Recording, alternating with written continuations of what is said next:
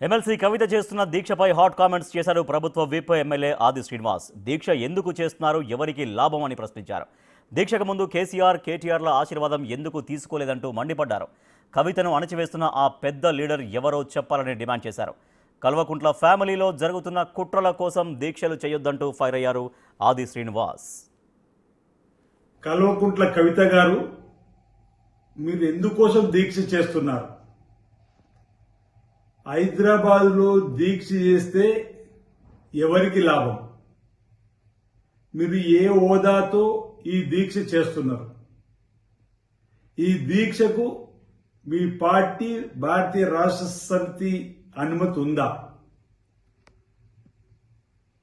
హైదరాబాద్లో దీక్ష చేయడం వల్ల ఎవరికి లాభం?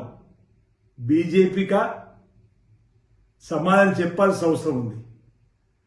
ఢిల్లీలో దీక్ష చేయడానికి, ధర్నా చేయడానికి మీకెందుకు అంత భయం? ఈ దీక్ష కంటే ముందు మీ తండ్రి గారి, తల్లి గారి, అన్నగారి ఆశీర్వాదం ఎందుకు తీసుకోలేరు? మీ తండ్రి గారు రాజకీయ పరంగా మీ తండ్రి గారితో మీరు ఉన్నతమైన స్థానానికి వచ్చిన సందర్భంలో మరి మీ తండ్రి గారి ఆశీర్వాదం, తల్లి గారి ఆశీర్వాదం, అన్నగారి ఆశీర్వాదం కాకుండా మీ అత్తామామల ఆశీర్వాదం తీసుకొని పోవడానికి గల కారణాలు ఏంటి?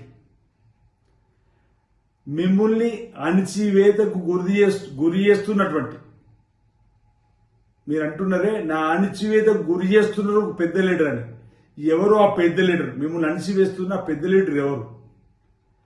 ఇంతకుముందు మీరు అన్నట్టుగా దేవుడి చుట్టూన్న దయ్యాలు ఎవరు?